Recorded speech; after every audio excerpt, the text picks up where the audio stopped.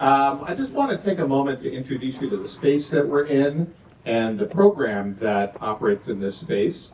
I also want to especially welcome you to the third session of Detroiters Speak, and Ramadan Mubarak to those who observe. We are going to be taking a break shortly before sundown so that folks who observe Ramadan can participate in evening prayer. The good news is that gives all of us a chance to commune a little bit more with each other. The program will continue, so hopefully everybody is able to take advantage of the food in the back whenever they need to. There's still be plenty left after sundown. If you joined us for the first two sessions, then you participated in a pretty lively conversation about what gets taught in school, who gets to decide, and where we make and miss the mark when it comes to what we teach in school. We had the distinct pleasure of gathering at the Boggs School on the east side, and the principal of the Boggs School is with us here tonight, so we're very pleased to be able to continue this conversation. Tonight, welcome to the west side, to the historic home of Marygrove College and the current home of the Marygrove Learning Community, and the program that is our host for tonight, the Learning, Equity, and Problem Solving for the Public Good program, or as we call it, LEAPS. My name is Barry Fishman. I am the Academic Program Chair of LEAPS, and it's my pleasure to welcome you here into this room, which we hope is a space that you have many opportunities to gather in the future. The Marygrove Learning Community is a collective of organizations that has a shared vision of learning that is cradle to career, lifelong and life-wide. It's home to a Starfish Family Services prenatal through pre-K early education center, a Detroit Public Community School District elementary and high school called the School of Marygrove, more than 24 different youth and community serving organizations, including the world famous Detroit Youth Choir, Shakespeare in Detroit, Midnight Golf, and CWO Farms. Several sisters of the Immaculate Heart of Mary, founders of Marygrove College, also maintain a residence here on campus, and we're pleased to have some of them join us tonight. The sisters are often participants in our community gatherings. We're always super happy to have them with us. LEAPS is the newest member of the Marygrove Learning Community. Right now, you're sitting in our living room. This is an all-purpose space that our students use for everything from class to homework to cooking to karaoke and other assorted ventures that happen when the adults leave that we don't get into. This building, Fourant Gelée, is home to 27 University of Michigan freshmen. These are dorm rooms out around here. Some of our cohort is here tonight, and our participants in the Detroit Speak series. Could LEAPS students raise your hands if folks have questions want to ask you about LEAPS? It's a brand new kind of undergraduate program built around community-engaged learning, where everything students learn in the classroom pairs with what they learn through extended engagement with a range of community partners and organizations. And our model of partnership is a bit unique as well, because we want partnerships to be equitable and mutually beneficial. Partners should really derive more benefit than our students in many cases. And unlike a typical internship where students may spend a semester or summer, very exciting hand dryer. Restrooms in the lobby, which we didn't know. LEAPS engagements are designed to last 2, 3, or even 4 years. And over that period of time, we hope that LEAPS students can become truly useful parts of the organizations that they join, even helping onboard newer LEAPS students, creating a kind of engine for amplification of the excellent work that organizations across the city of Detroit do. And one of those partners is Racquet Detroit, who you'll learn more about in a moment. So our goal for LEAP students is that they develop a broad set of what we call interprofessional skills that can be applied in many different career pathways, while developing a strong sense of themselves, of community, and of how to contribute to society. Eventually, we hope to have 120 students per cohort in LEAPS, and we hope that the majority of those students come from right here around Detroit. So we are counting on some of you to help us get the word out, and if you want to know more about LEAPS, I put some materials on the table just inside the door that we invite you to take with you and share with teachers, counselors, parents, students who you think might find this program interesting. So thanks for indulging me for a moment to set the context of LEAPS. Now my distinct pleasure to hand the microphone over to my colleague Fareed, the program manager at Racquet Detroit, who, along with his colleague Colin Formosa, have organized tonight's session. So, Fareed. Thank you, Barry. Yeah. Thank you to Leafs and Semester in Detroit for hosting Racquet Up and for asking us to be an anchor partner. We are very honored to be a part of this series. And yeah, as Barry mentioned, we've had 2 great sessions at the Bog School. And I just wanted to state, one audience member had this really great comment that I think is a good segue to what we're talking about today. So they said, putting it all on schools is an impossible ask. Involving the community and ecosystem around schools are how we support young people. It's how we go beyond the restrictions imposed. So at Racquet Up Detroit, where Colin and I work at, that's one of our goals, right, is to kind of fill some of these gaps that we see in schools. And this will kind of be the theme that we're talking about today. So we'll hear about the decline in the Detroit public school system, academic gaps through the lens of literacy, and how after-school programming attempts to fill those gaps. So as Barry said, my name is Fareed. I'm the program manager at Racquet Up Detroit. I'm just going to pass it to the other panel members to introduce themselves. Hi everyone, great to be here. I'm Holland Formosa. I'm the 5th and 6th grade academic coordinator at Racquet Up Detroit. Hello, my name is Dara Hill, and I'm a professor in the College of Education, Health, and Human Services at the University of Michigan-Dearborn, and I'm really excited to be here with all of you this evening. Thank you for inviting me.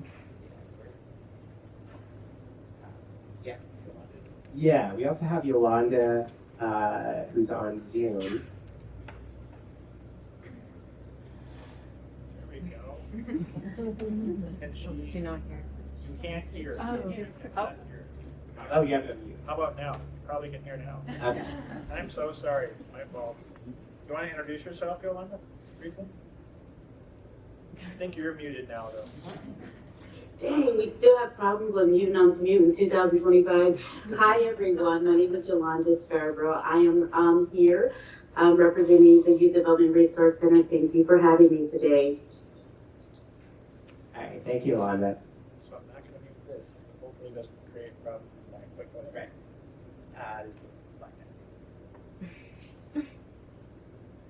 Okay, so the title of our session today is Overburdened Schools and Under-Resourced Communities, A Context for Gaps. So part of the suggested reading for today, if anyone did the reading, yeah, okay, that's okay, yeah. So I'm going to provide like a little brief summary. It's a really great, comprehensive accounting of the decline in Detroit public school systems. And I'm going to try to do this in like 3 minutes. So I'm going to try to summarize this. So these are some of the points in the article. So the district in Detroit, followed the trajectory of the city. So it had a rapid growth followed by a rapid decline. These are kind of some of the impacting factors. So the impact of school closures, the unchecked growth of charter schools, the long-term debt increase that really ballooned under the emergency management. And then, just students leaving the district from every school means less dollars per student, and it could be the same overhead to run those same buildings, whether it's 20 kids in a classroom or 30. Yeah. So here's a chart of the long-term debt, and you can see, the debt kind of starts off on top as positive, and then it kind of gets bigger and bigger and bigger, and under the emergency management is when it ballooned, right? So that was supposed to bring the district under control, and they actually projected a surplus of 17 million and ended up with 284 million deficit. So from there, it's been spiraling, and enrollment has been basically 50% of what it was.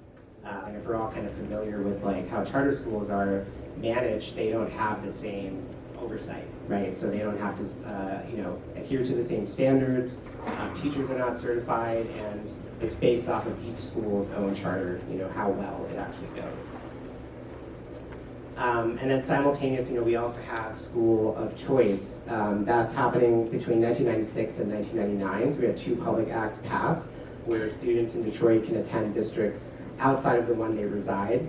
And again, kind of similar to that tipping point of 2013, 2015, the charter schools, we have similar, by 2015, we have over 25,000 students attending public and charter schools outside of Detroit.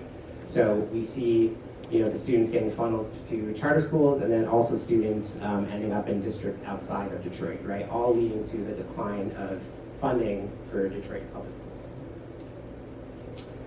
So this is like a little chart of enrollment. So you can see, it might be kind of hard for everyone to see, but that fourth statistic down, so you see Detroit kids enrolled in DPSCD 6 through 12, 23,197, and then right below that is the same, 6 through 12, but outside of Detroit, and you can see that number is higher, right? So again, just another kind of contributing factor to de-enrollment and building closures and such.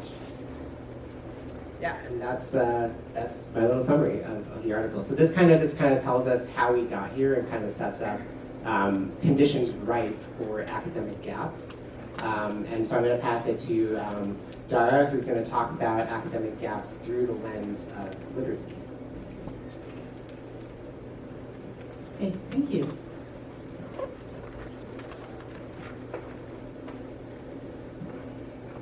Okay, so I'm so excited to be in this space. I literally grew up 3 blocks north of here. So my formative years included taking ballet lessons at Mary Grove. And growing up in Bagley, my K-12 experience was uniquely in the Cass Corridor, which is now termed Midtown. I have a problem reconciling that terminology, and I probably call it Midtown now more than ever, but it's at odds with my identity. So my schooling in magnet schools in Detroit public schools was very intentional because they were racially integrated schools, there were more resources, and we had the same reading program as the neighborhood school. But a huge difference is that the peers that I grew up with did not engage in self-selected reading as we did going to magnet schools. And the literacy instruction that you have exposure to really has a lot to do with your life chances. So we were exposed to upper level thinking, my peers not so much. And it was part of the 2-tiered system that resonates even today, even though there are more school entities that are part of this conversation. So I'm going to refer to under-resourced and overburdened quite a bit through this discussion. And if we go to the next slide, we'll turn to the agenda. So what I'm going to do is explore diversity of factors with literacy instruction that are long-standing consequence of under-resourced, overburdened schools. So here's a checklist, and some of the topics Fareed and Holland asked me to address. So some I'll address a little bit more than others depending on my area of expertise. So I'll talk about the science of reading legislation and implications for teacher autonomy. So you should have received that New York Times article, so I'll give a nod to that. And then I'll give an overview of literacy programs in Detroit area public Montessori, private, and community-based charter schools, including the Bog School, which is a part of this wonderful program. And then I'll give a nod to the Geary B. versus Snyder case in literacy equity, which has presented implications for literacy instruction in the present day. It's 10 years in the making. We'll talk about IEP concerns and the race problem in special education. So some of the information that I have from that comes from one of my esteemed colleagues whose expertise is in that area. Maybe we'll invite her for something later on. And then I'll give a nod to white Christian nationalism. So I sent an article to Holland and Craig. Did you receive that? We'll post everything on the website. Okay, so you'll have that. Okay. We'll share it after. Right. And that's a really controversial piece, but it's very telling of the landscape today, and it's a must read for every single teacher. A member of my dissertation committee authored it, and she was really nervous about sharing it on LinkedIn, and that's how I took heed of it. And I'd be remiss if I did not mention it, because it really holds true with what's going on in the current political landscape. Now I'll give a nod to remote learning and digital tools, particularly in a post-COVID era landscape, and then I'll attempt to propose a few solutions that involve after-school nonprofit programs and university partnerships. Okay, so I don't know how many of you had a chance to read the New York Times article? Okay, just a handful. Okay, so I'd like to turn your attention to the picture in the left-hand corner. This is Lucy Calkins. And when I was in teacher preparation, this is how we learned how to teach balanced literacy. And really at the expense of explicit phonics, but phonics was in there somewhere. And her program was a bit more eclectic, but in recent years has come over some intense scrutiny with allegedly many children not being able to read proficiently from participating in her program. And so recently this program has fallen under, like, literally been dismantled. In spite of her efforts to incorporate phonics, she was a day late and $1 short. So what is being, the burden that teachers in public schools and traditional charter schools are experiencing is phonics and fluency with accuracy under the premise that this is based on the science of reading, it's based on neuroscience, and federal legislation has pushed teachers to teach learners in this way, but the science of reading encompasses 5 fundamental pillars of literacy instruction: phonemic awareness and phonics, which are that fall under the phonological awareness umbrella. And so phonemic awareness is sounds that make up words, which is not as popular as the sound-symbol relationships that coincide with phonics instruction. So phonics really dominates. And then we have fluency through the lens of reading as many words per minute as possible and reading with accuracy, but at the expense of in-depth comprehension processes. And then vocabulary is a part of this as well, but the science of reading intended for multiple approaches. So we have this perception that there's one right way to teach literacy, but the problem with that is that for learners who read in many different ways, there's no one right way to learn. So the fact that Lucy Calkins' use of cueing can be, it's visible in, you see this Atlantic illustration where we see picture cues and whole words. So cueing, one aspect of cueing is the ability to be able to acquire words holistically with picture cues to support them. And in this current landscape, teachers are being forbidden to incorporate picture cues because that's not considered real reading. But that's not what the science of reading is about. So it's about multiple approaches. And in this illustration, you can infer that the angry faces have a preference for sub-skills teaching. So learning how to decode with 100% accuracy at the expense of deeper comprehension. And so this is notwithstanding the fact that the science of reading encompasses multiple approaches that should be present.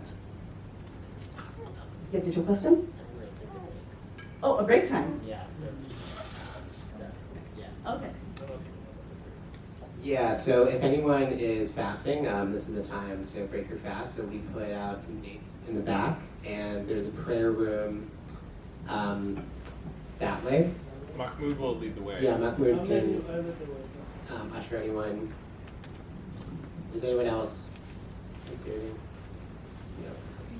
I didn't listen. I'm flexible.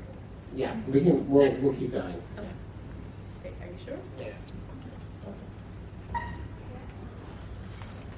Okay. So Next slide. yeah, we can go to the next slide. Okay. So how does curriculum play out in a two-tiered system in Detroit? So this is a brief overview. We have a variety of school entities. We have traditional public and charter schools where the curriculum is informed by a program called EL Learning. And I don't think anybody knows what EL stands for. I have asked, I have no idea what no It clue. used to be expeditionary. What's that? learning. It used to be expeditionary learning. Exactly. And they just Right. Got so- rid of that and just said EL. Right, and EL, and like, right, what is that? And so fundamentally, we have a program with multicultural literature titles, which really looks very attractive, and then there's a collection of nonfiction as well. So if you look at the curriculum more closely, the multicultural titles are a basis for teacher-led read-alouds with a very heavy script.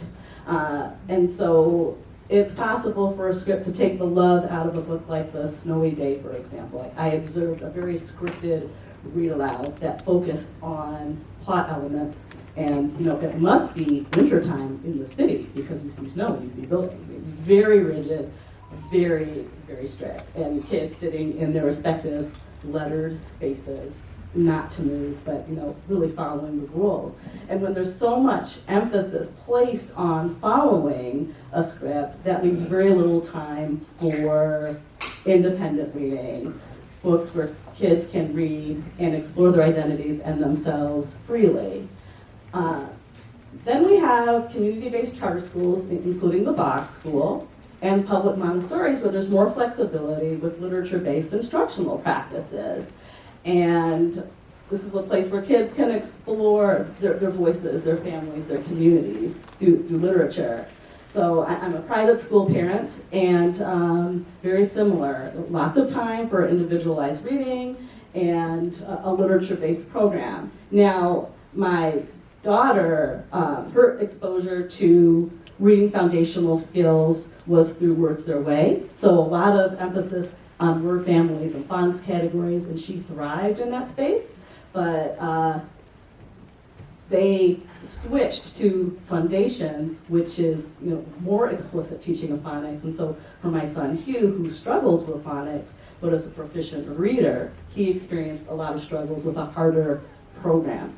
Much better now through a lot of my advocacy and support at home, but there is a push for more reading foundational skills, and my public Montessori friends are saying that we have flexibility, but a lot of it is shifting because there's a push to eliminate terms like reading workshop, writing workshop, balanced literacy. All of a sudden, the terms that my generation grew up with and that I profess in teacher preparation, we're finding ways to switch the terminology, but really doing the same things.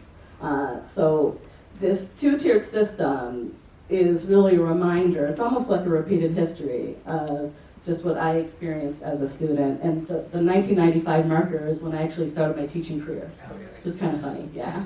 So I grew up in the 80s. It was a little bit different, but it's just really interesting how the experiences are really unequal even to this day, because when you have exposure to your identity and your families that look like you, characters who speak as you do, this is privy to higher order thinking skills and higher order careers and lower level skills.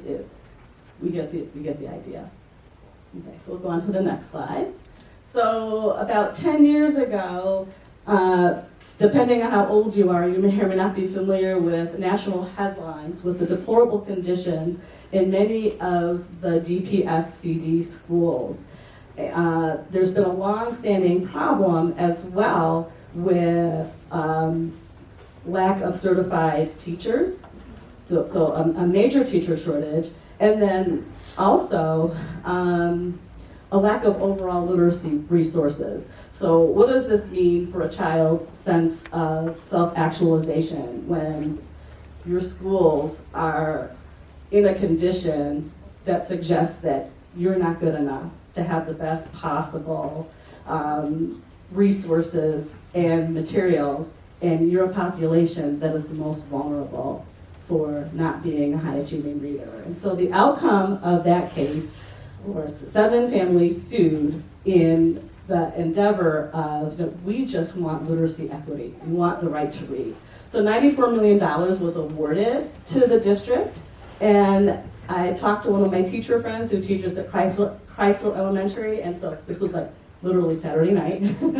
And so right now the funds are being allocated for what is called academic interventionists. And what that means is that There's ample time for small group instruction and lots of time for intensive tutoring. And so those are resources that are needed. And so in terms of any other resources that are coming out of this, I think that remains to be seen. I was part of the initial community involvement engagement, but that was one meeting, and I really don't know what's happened since, and that was like a one-time invitation. So, yeah. The next topic is IEP concerns and the race problem in special education.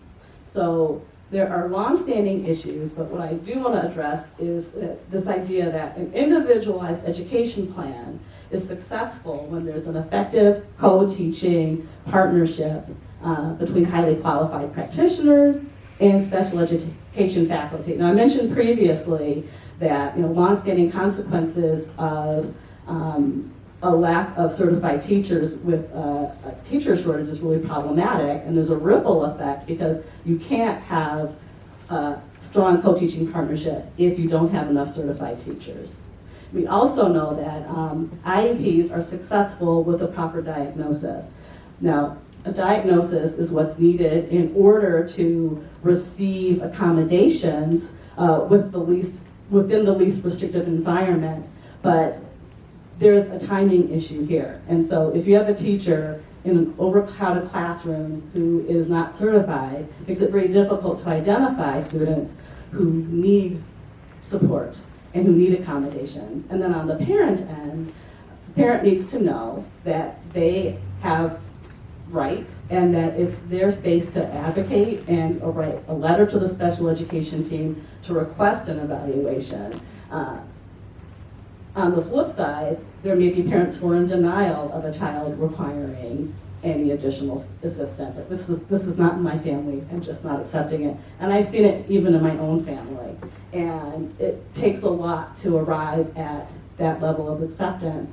But these are processes that really stymie the effort of offering timely early interventions. And add to the complexity is that speakers of African American English, English learners, and speakers of varieties of English are often improperly placed in special education programs because their language difference is regarded as a deficit and a cognitive impairment. And as long as practitioners are not aware of the role of language as an asset, that stands to be a long-standing problem with overrepresentation of language minority students in special education. And then there was a recent article in The Conversation that reported that 3.5 million written teacher comments about students found racial bias, which is really problematic. And as a teacher on the receiving end of teacher comments from previous students, particularly African American males, I've seen a lot of negative language. And this was an experience among many of my colleagues, and in my teaching context, that was, there was a problem with African American students specifically being improperly placed in special education. And, I've not been in the district for quite some time, but it is a long-standing problem. And then we have African American males who are disproportionately disciplined, often for behaviors that their white counterparts are doing the same thing, but not experiencing the same treatment. So these are all issues that really center around IEP concerns. And then new issues really center around all of the uncertainty around the probable dismantling of the Department of Education and that ripple effect and that loss of resources for our most vulnerable populations who need it more than ever. Okay, so I'm going to give a quick nod to white Christian nationalism. So if you have been privy to book banning in schools and libraries, this is centered around white Christian nationalism. Book bans encompass literature that portrays racism as a social problem, gender identity, religiosity, all kinds of elements that deviate from middle-class white culture are subject to book banning. So I brought some books that reflect books that would typically be banned, including Let's Talk About Race, because now if you say race, you could possibly lose federal funds from your school. So heaven forbid we talk about it. And that particular title, can you hold it up? Is intended as a non-threatening space, a welcoming space to talk about race through the lens of notions of superiority and inferiority that undergird systemic racism and discrimination in our society. So feel free at some point to take a look at these titles. And then we have some, if we look at, see these little readers here.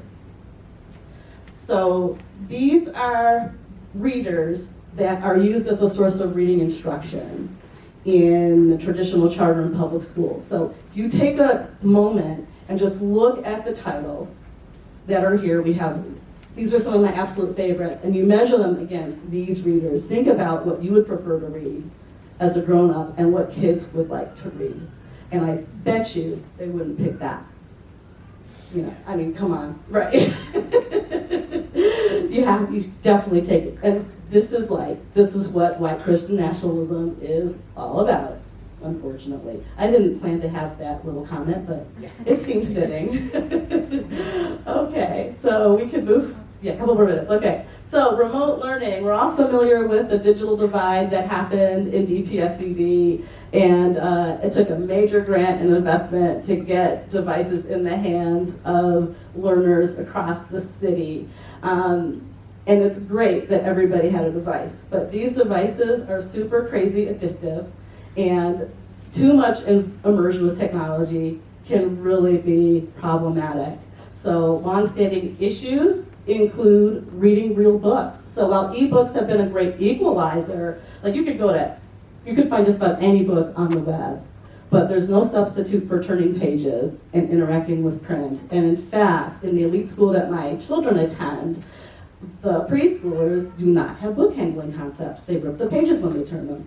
You need to have them. It's really important. It's critical to write with writing tools. It's not enough to do Google Docs or to trace your finger on a tablet, because you need the fine motor skills and the muscles to hold devices in order to write those writing instruments. And then if you look at the picture of these children, is anybody interacting with each other?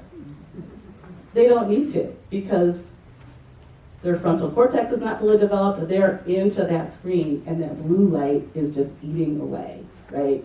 So this is just a stock photo, but I thought it was very telling. And so my high schooler says that most of her instructional time is on the portal, and they spend a very minimal amount of time writing by hand, which is really troubling. And in the literacy clinic that I facilitate, the upper elementary students overwhelmingly prefer to write with a computer and not by hand. It's a war. They prefer to use the technology. So it's important to have a balance. I'm running out of time, so one last slide. I swear. Okay, so solutions. Teacher autonomy and responsible resistance is really important. So if you have not seen the movie Matilda, you really should. There's a teacher named Miss Honey who is super creative, has a colorful classroom, and she works against the forces of Miss Trunchbull. And I think that teachers across the nation need to be Miss Honeys, because this current administration is Miss Trunchbull. And it's a big force to work against. And the one downside of that is, you hope that nobody tells on you. Because all the books that I use in my practice, I would have been fired 20 years ago in this current climate. And so there needs to be responsible resistance. People need to stand up and really advocate for their students and what you know to be best, what teachers know to be best. We entrust our kids to our teachers, and they know our students very well and very intimately. Family literacy programs are really critical. So children learn how to read on the laps of their parents, and teachers and programs have the wherewithal to provide high quality literature with strategies of how do you read this book with your child. The Dolly Parton Lending Imagination Library is really paramount with that. Every book that comes home to a child from birth to age 5 has instructions for how to read a text, whether it's you have an infant, a toddler, to age 5. And so providing those tools for families is absolutely critical for supporting early literacy development. Another solution is nonprofit organizations, including Racquet Up Detroit and the Center for Success, in this endeavor of providing intensive tutoring and intensive mentoring in order to reduce opportunity gaps. And then school and university partnerships are also an imperative. And so I mentioned the literacy clinic that I facilitate with University of Michigan Dearborn students, and students who participate in this program and in these after-school programs. These programs are absolutely free as long as you're aware of them. And having access is one really critical way to mitigate opportunity gaps. So that's all I have. Okay, I probably took more time than I should have. Just one thing to just cue up Yolanda and this segue here is something at Racquet Up we see are definitely these challenges with literacy and this practice of social promotion where kids are promoted through grades without being proficient in their level. So we'll see like a 5th grader who has a 1st grade reading level, or a high school student, an elementary school reading level. And when this is an example of one of the academic gaps, right? And when there are academic gaps, when there's gaps at all, there are attempts to fill them. And Yolanda is an improvement coach at the Youth Development Resource Center, which is one of the great connectors in our city across all of these nonprofits and after-school programs, kind of bringing everyone together in the center to unify, all these different programs, make connections, but also to create kind of standards. So Yolanda, I will pass it to you to introduce yourself and Sure. Yeah, we'll kind of have. I want to first start off saying to Dara, thank you so much. If there were one of you, and like I get so emotional, but just listening to you talk, I was like, oh Lord, that's amazing. But just if there were one of you in every school across Detroit, wow, that's all I have to say on that is wow. So thank you so much for everything that you said, because a lot of times in out of school time, it feels like a them against us. So when I hear you talk, I don't hear that. And I feel like, okay, we can do something if we connect. This is absolutely wonderful. One of the things that I tend to really live at responsible resistance, and sometimes not so responsible, because, and I know you know what I'm talking about. So that's just really real. Before I get into who I am, I wanted to give some stats. So in 2007, I moved to Detroit in 2005. And when I moved to Detroit in 2005, I'll skip to 2007, Detroit had the worst graduation rate in the entire United States, with fewer than 25%. You guys, fewer than 25% of our freshmen did not graduate. Can you imagine that being like a legal thing? But it happened. So we got really busy in out of school time. Nobody was coming to rescue us. Nobody was coming to save us. So we had to figure out. And so mobilization began to happen. At the school levels, the teachers were so stressed that, they just began teaching to the test. It was just a stressful place in time to be a teacher. So out of school decided we have to do something about this. So by 2012, it still was bleak. Only 20% of Black males in Detroit graduated. Only 25%. And I don't know how, I know the numbers are pretty accurate, but again, like Fareed was speaking to, we can have sometimes a 12th grader that cannot read, or we can have an 11th grader that cannot read. So a lot of times our students are getting passed through. And we do have some pretty great statistics right now, is that as of 2024, 82.8% of students in Detroit are graduating. So that shows you, I'm a data girl. Data is where it's at, right? And so we can say we're from a place of show me the money. And that's what data does. Data shows us that this is what's happening and this is real. So I wanted to start off by just sharing some of the reasons why out of school time really got so busy at making sure we were moving the needles for our students. So my background is very non-traditional. I actually am from the world of Bible college. I went to Bible college and got my degree and certification in family and marriage counseling. So that was great. And then I taught for many years in Lansing, Michigan, and teaching was very stressful because I am a resistor. So teaching is not the place to be a resistor. So I decided, okay, maybe I can affect change and move into administration. And I did that for a while. And for me, that felt like even more of a prison because administrators' hands are just as tied as the teachers are. And so I moved into the nonprofit where I felt like I could do more. So everything took a background and the students that I could touch like in a very real way versus, just teaching to the test. I decided to go ahead and move into, I'm not trying to say youth development. I decided to move into, what is the word I'm trying to say? Into nonprofits. And anybody working for a nonprofit, that's not a world of perfection either. But one of the things that was welcomed in nonprofits more than I found in the classroom, there was a place for my heart to reside. There was a place for me to be truly who I was and give what I had to offer to our young people, which is what a lot of our nonprofit programs do. So that was very exciting. Did you have questions for me, or was I supposed to keep on talking? Really quickly, Fareed. I will say that I left and went to the nonprofit world, became a program director for several programs in the city, and now I have my own program called Camp Dinner Table. It promotes basic cooking skills as well as character development. It's really SEL, but I've been told I can't say that word anymore because it's too woke. So I had to move to character development.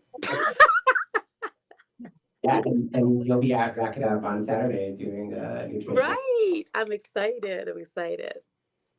Yeah, so my first question is just to tell us about your start at the YDRC or actually the YDA, right? Yes. So back to the reading initiative. That's why I started out with the reading, because that's really where things got really big. Our students were struggling big time and there didn't seem to be any help coming. So the YDA decided to come together as a 6 Good Neighborhood initiative. So we had Cassie, Condon, is that the name? Cassie Condon. We had Brightmoor. We had what's now the Cass Corridor. We had Osborne Community and 2 other communities. So YDA came together to be able to uplift after school programs. After about 6 or 7 years, YDA, I won't say they developed into the YDRC, but it was definitely a kickoff. There were 2 separate programs. So the YDRC began with the same initiative, just with bigger funding. And bigger reach, because that's what matters, is that money. And so that's one of the bigger differences between the YDRC and the YDA, is that YDRC was just really well funded. I'm honest, y'all. I think you were saying that both were funded by the Skillman Foundation. Yes, Skillman, some foundations, private, public, a little bit of everything out there. Who's going to give us some money? We'll take it.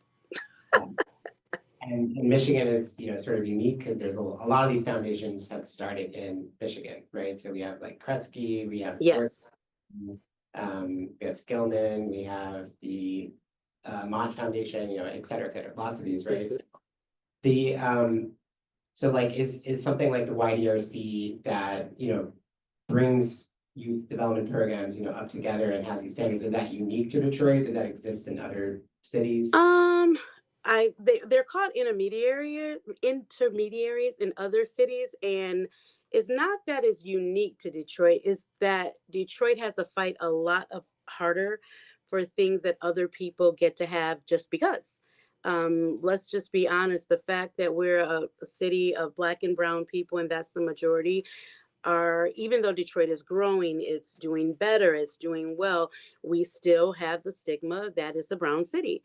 And sometimes being a brown city, not sometimes, always, you come across different sets of challenges. For instance, as I share with you, we're the only city that does not have dedicated funding for out of school time. Like, how can we be in 2025 and we still do not have a dedicated funding pool that is just for out of school time? So yes, it's unique in the fact that it just shouldn't be. I know no other way to say it, is that it just shouldn't be. Other things that people are giving freely, we have to fight tooth and nail for in the city. Yeah, and yeah, since you touched on the funding part, maybe you could talk a little bit about that, because there's like you've mentioned this, like there's like a scarcity mindset, right, for different programs to get these grants and that. So how does that affect the landscape of programs, and what barriers does that create? Unfortunately, I wish it was just a mindset. I wish it was just a scarcity mindset, because as we've been talking about this, I've been doing a lot of research. And one of the things, and I am not the person that's always chasing race, but as the dynamics of the city are changing, so is the face of out of school time, right? And so there are now more dollars coming in for out of school time, but it is somewhat my belief that it is because the numbers in out of school programs used to be at 80% brown and black programs and 20% other, and now it's probably 60-40. So for whatever reason, folks are more interested in giving into programs that are different. I'll just use that word. So funding is, I don't believe it's just a scarcity mindset. There is scarcity for some people. Like some organizations some organizations just aren't as good as others, but because they're larger, because they have certain people on their board, they get to do more. Whereas I talked to you about a grassroots grandma who is sitting on her porch, getting the children home from school safely, is doing it out of her pocket. And nobody has told her how she can get funding or how she can get a grant to help her do what she's doing. She's doing just as much as somebody that's in a YMCA, but she does not have the knowledge or the awareness of how to get the dollars she needs to continue on doing what she's doing. Yeah.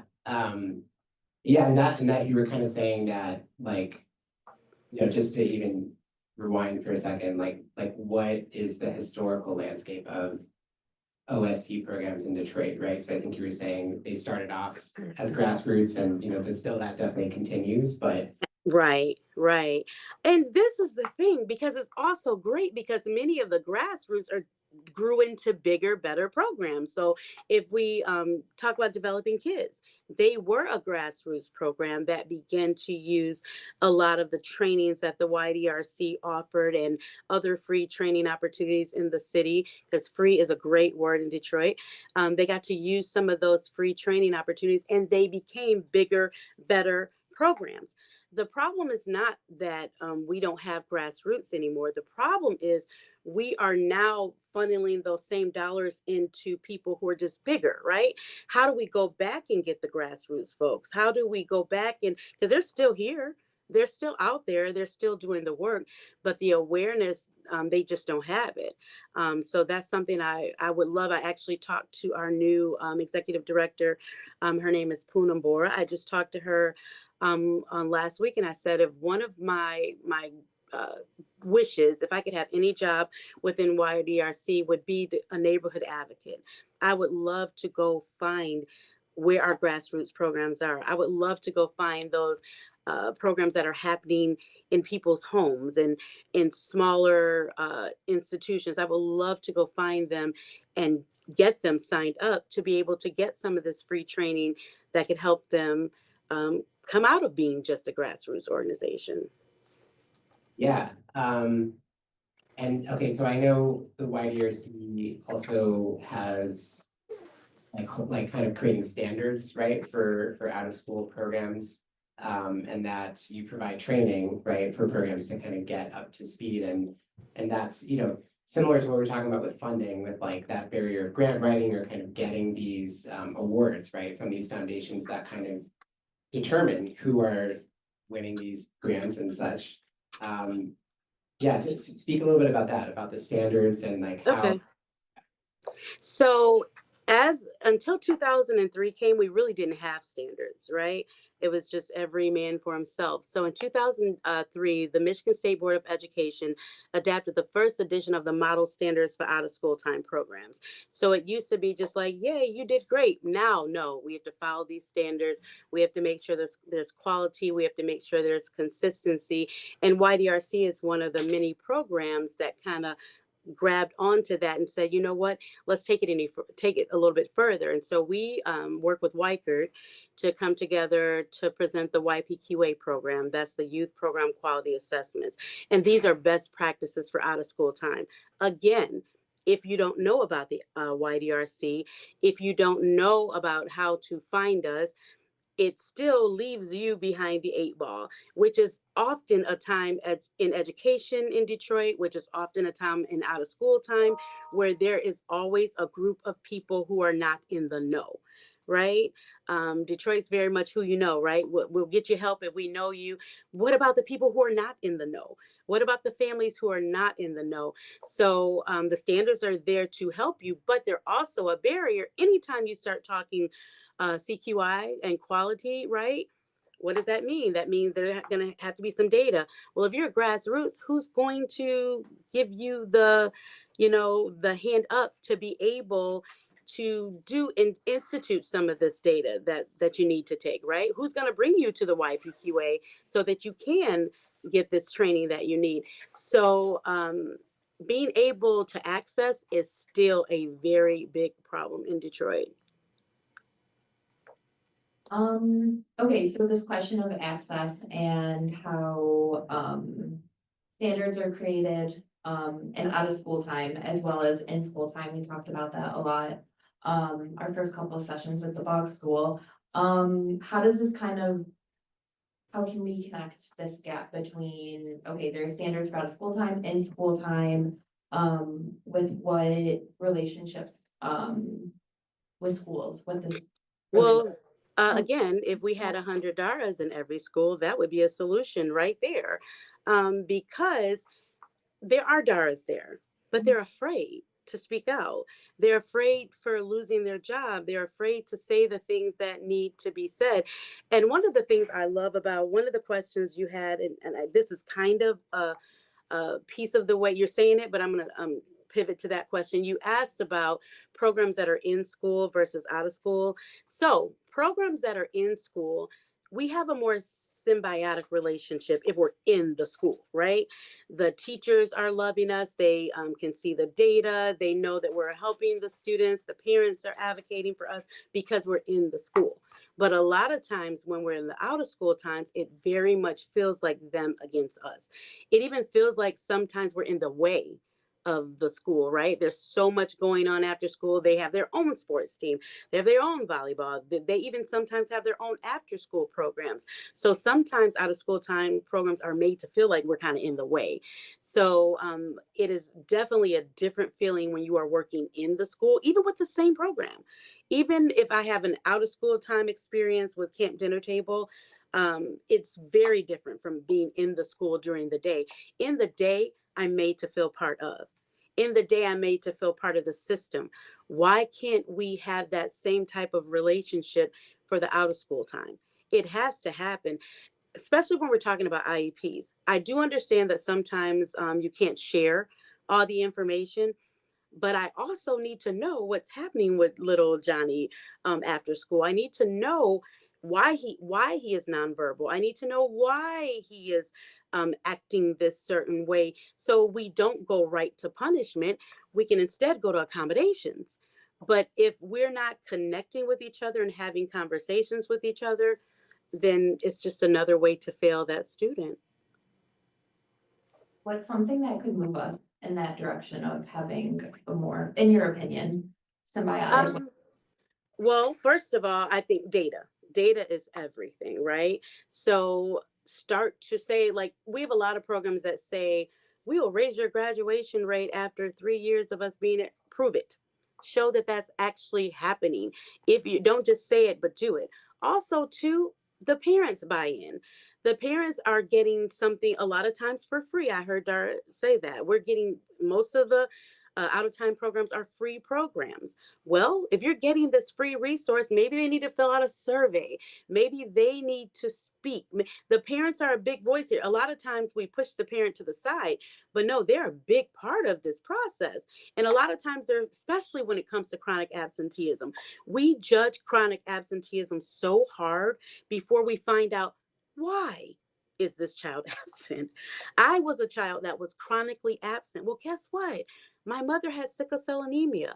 I had to get my, I was about to say my children, Freudian slip.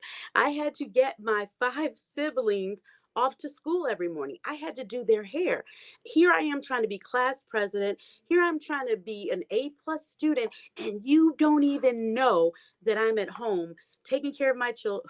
Oh my God, I did it again. Taking care of my siblings. And then after school, going to the hospital to visit my mother. Right? This is the world that I lived in.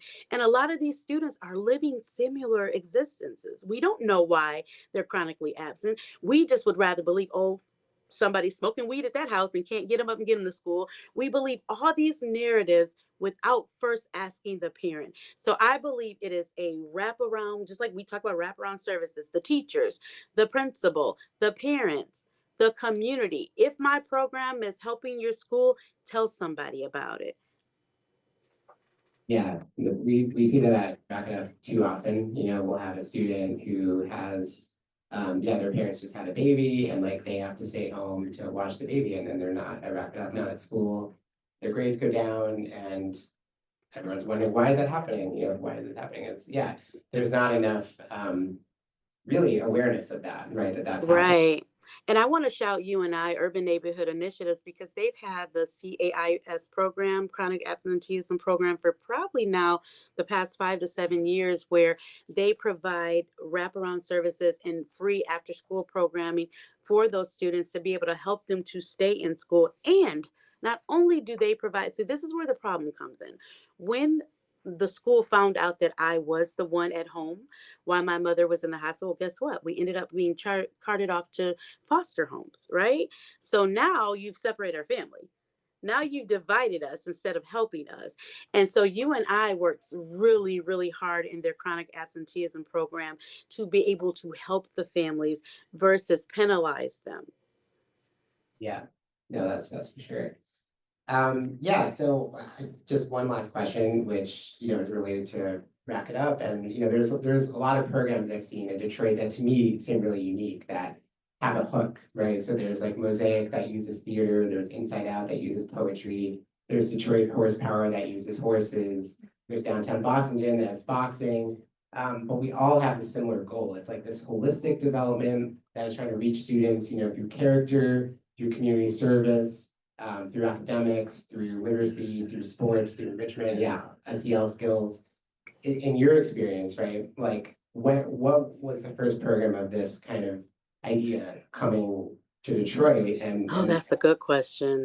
Like, It was developing kids. And the reason I fell in love, Kim Johnson is the executive director, owner, and founder of Developing Kids.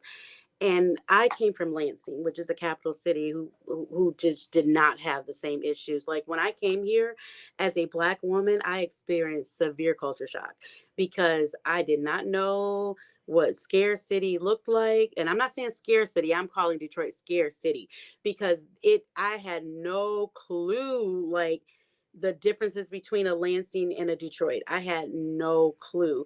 So Fareed asked me that question again because it just went out of my head. yeah, just the first program that had a hook like Oh, that. yes, Developing Kids. And more than just the hook, Developing Kid was into the whole child, right? So they had social workers there that the parents could see. They had cooking programs, they had art programs, they had everything because we know that many of the schools, the first thing that goes is the music and the art program, right?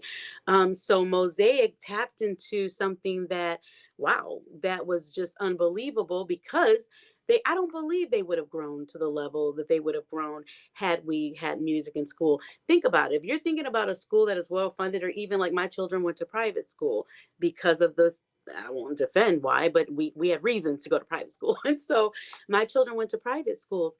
they were going on singing trips like Mosaic on a regular basis. It wasn't an after school program. It was part of their school day, right?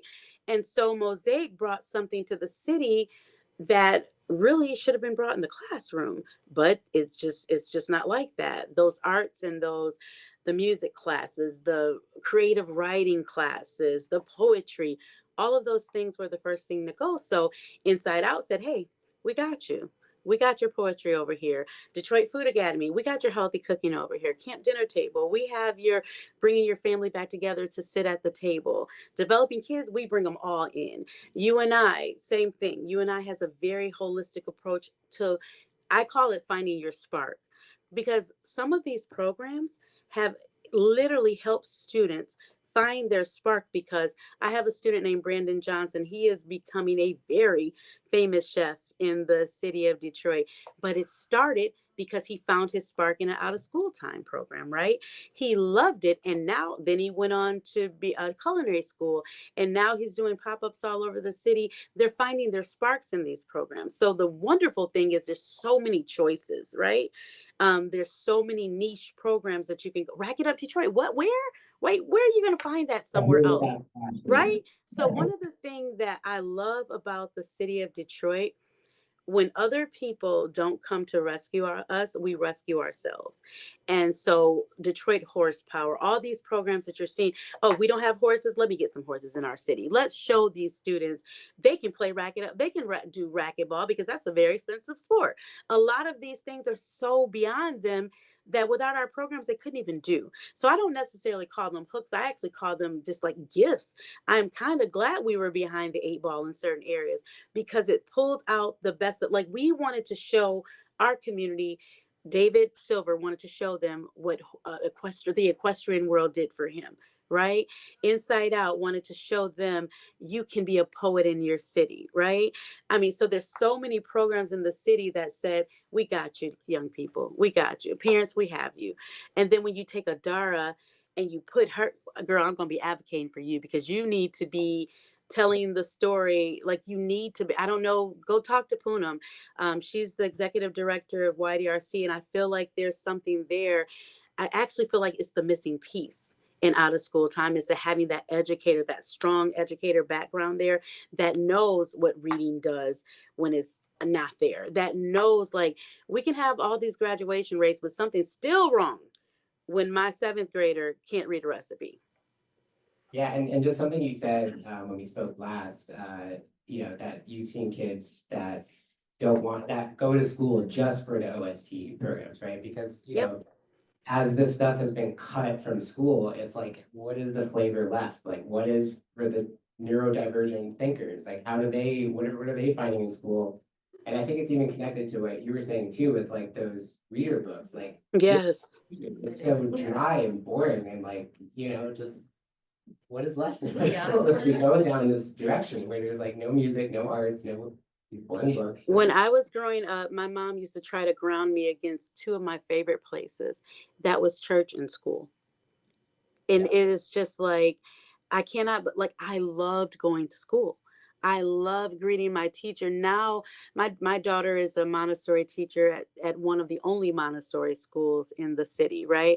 All of my children, they do work for the community. They're little me's. And I just made 6 of them. They're everywhere, from law to everything.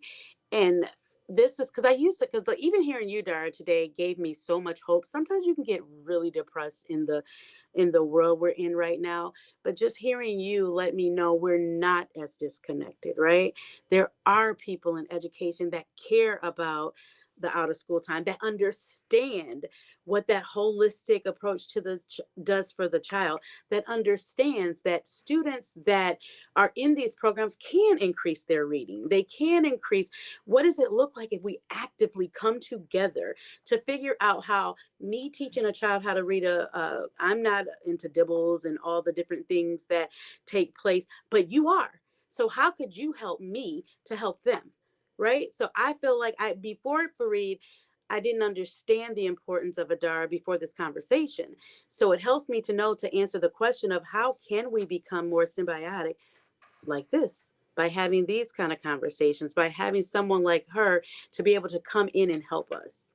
Yeah, and we're gonna start a Q&A with the audience, but just to end on like a hopeful note for this presentation. So, Holland and I met with one of the guest speakers that's a graduate of Racquet that will be in the next session. Yay! Something that he said that was so profound and we were just so impressed by is like, he had these gaps in his schooling, but it inspired him to overcome those gaps, right? It gave him fuel and motivation to see what else is out there in the world. How can I connect with people? How can I find my place in the world? Like, not from a place of deficit, but a place of surplus, right? So we'll hear from that, next session, and it'll be really great, right? To hear, just similar to like the BOGS structure, like you hear students that are impacted from decisions of who decides curriculum. We'll hear from students, graduates, current students, a parent that are in Detroit public schools. And Fareed, I know you're getting ready to go to the audience, but I also want to shout out you and Rack It Up because you're one of my first folks that I coached, and just to see you all grow and take the critique and take everything has been awesome. But one of the things I wanted to shout you out for, I had so much life thrown at me to not be able to make it here tonight, and I might cry a little tear here, but your demeanor and how you kept coming for me, that's what our young people need, right?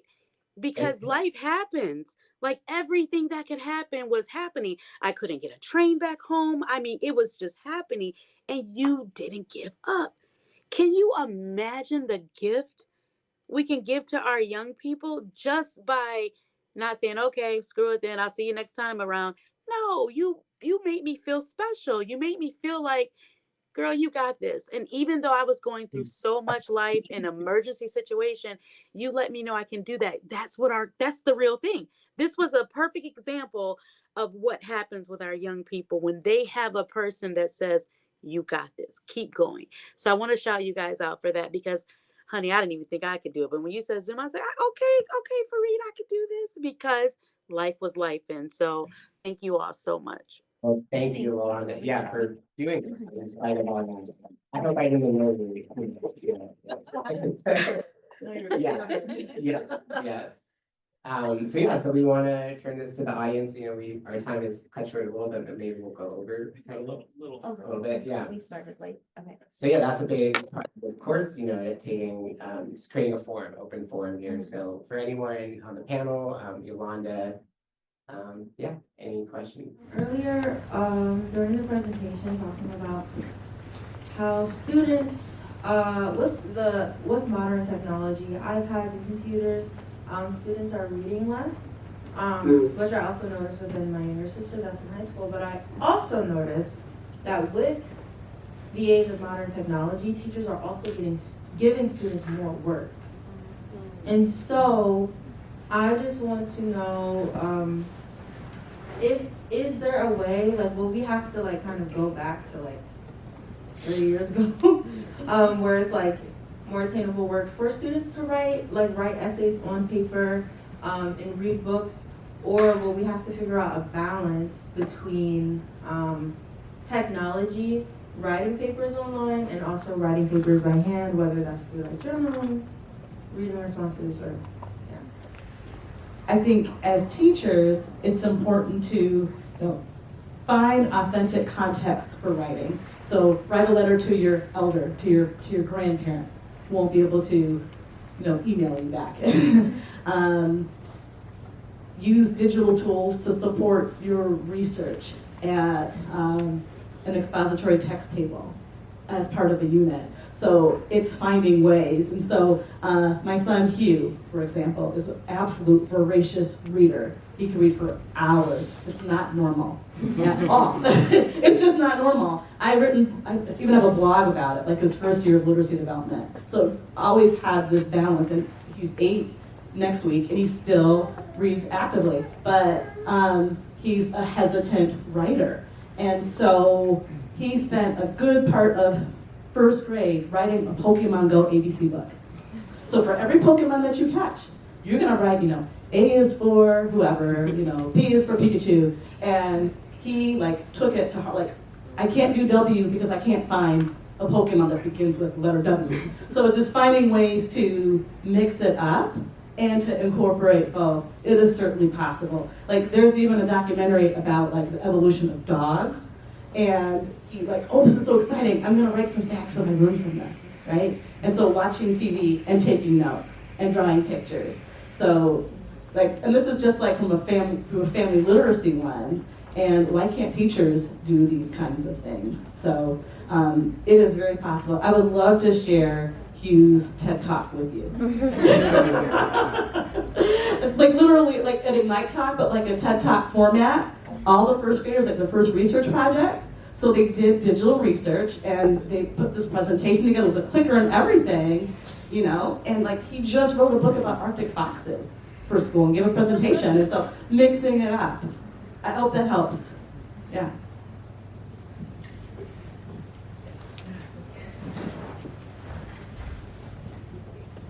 Thank you.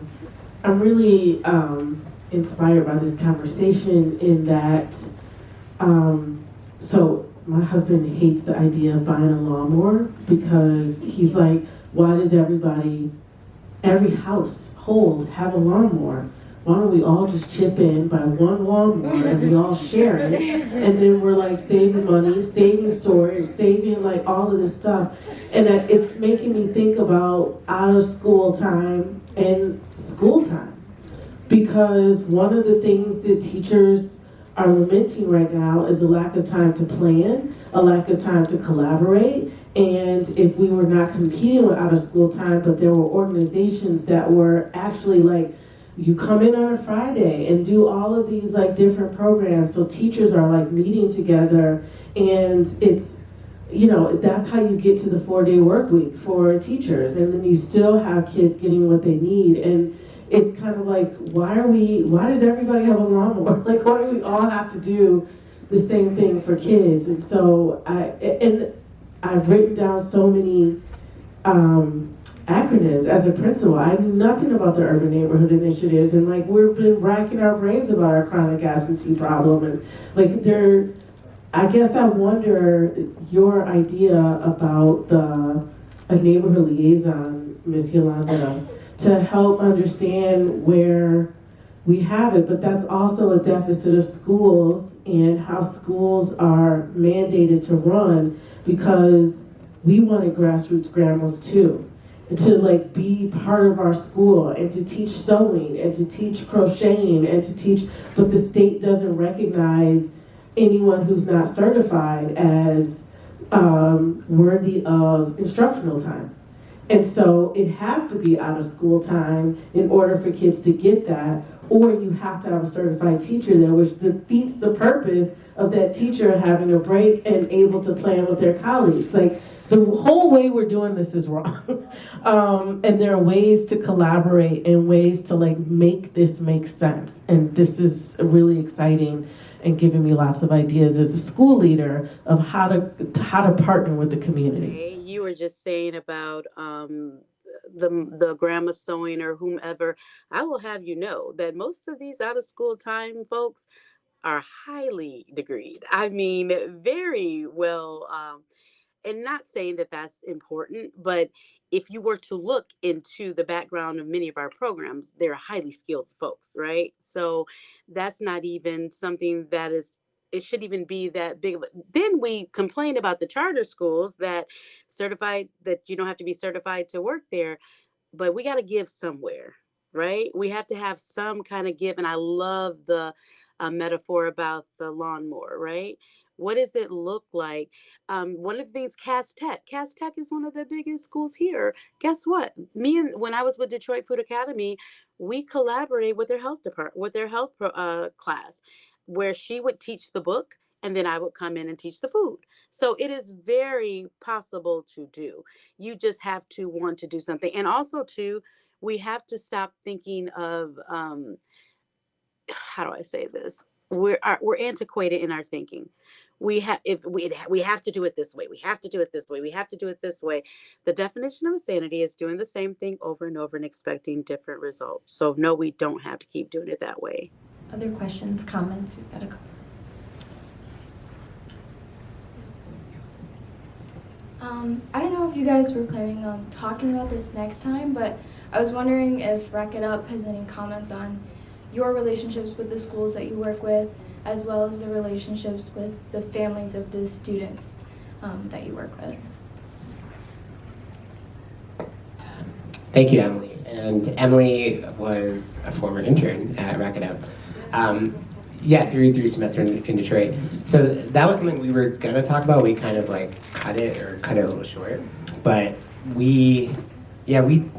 our relationship with schools has changed over time. Yeah, like the pandemic shifted a lot of things. After the pandemic, it was harder for us to get into buildings. But just across, Racquet Up was founded in 2010. It's gotten worse and worse and less symbiotic, right? And kind of like what Yolanda was talking about, it's a little bit adversarial. It's a little bit like we're not really sharing information. We're not really working together.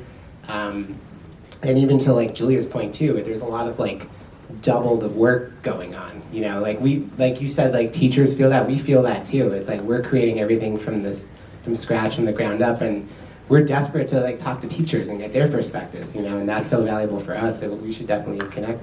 But yeah, so like for your question, Emily, with families, part of what Yolanda's saying too, like our program is free, and we've used to charge a very nominal fee to get some buy-in from families. I'm not really sure like why we did away with that, but at the moment it's completely free. And we provide a lot of different programs and services and trips and all this stuff, and we fundraise all this money. And families, there are certain families that are really bought in, and then there are certain families that really are not, and that it's a real challenge for us to work with them to serve students' academic needs and to serve their needs overall. So it really changes, but I think we try our best to do creative ways to get the families to know, we're not a babysitting service, we're not a homework help club, we're not just a place, we're not a drop-off service. Like we're a long-term commitment and have a vision for where our students are going and really need the community buy-in. So that's what the schools, with the families, with schools, we try to bring like donuts, or we try to like just make it positive associations and try whatever we can, but recognizing that schools are overburdened and under-resourced, and a lot of times we're the last thing they want to think about, and if we could do something like Julia's saying, like bring value where, like the Inside Out model that goes into schools during the day and provides programming, to have that Friday off, for the teachers, that would be something. Yeah, I don't know if you have thoughts. Thank you all for being here, and for your presence, your participation. So next week we're going to have our second session of our Racquet Up themed sessions, I guess. And it will be focused on student, sharing student perspective voice. So Ms. Fareed mentioned we're going to hear from a current student and her mother, and then 2 graduates of the program. And we've been talking a lot about gaps, kind of histories, where we're coming from.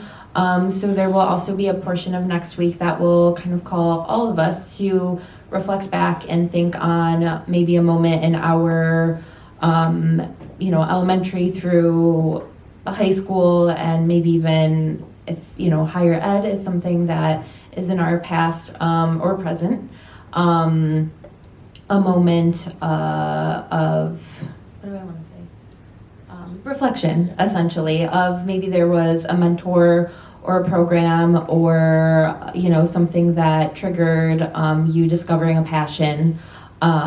So we're gonna kind of call some of that back as we hear from our students who are, currently exploring that. Where are we gonna be? We'll be at Racquet Up, so that's 6530 Outer West Drive, right across from Renaissance High School, and Flix, in Northwest Detroit, so not too far from here. And I'll just add on to what Holland said. So like, think about if you've had a mentor in your life. Now it could be someone from an out-of-school program, it could be a teacher, but it could be your uncle, it could be a family member, right? So like, Yeah, non-institutional setting. So anything that was transformative in your life that, we all have winding career paths. Maybe you studied something that has nothing to do with what you're doing right now, like myself, or, whatever it might be. So just to think about how you got to where you are, what you wish you would have learned, in high school, middle school, if you were prepared for college. And just those transformative figures in your life, because I think that's the intangibles, right? Those are think about the intangibles and the effects it's had. Thank you so much. Thank you, Yolanda, for joining us. And thank you, Dara, and Colin, and Craig, and Rose, all of you for being here, participating in this class, and Leaps for hosting us. Thank you.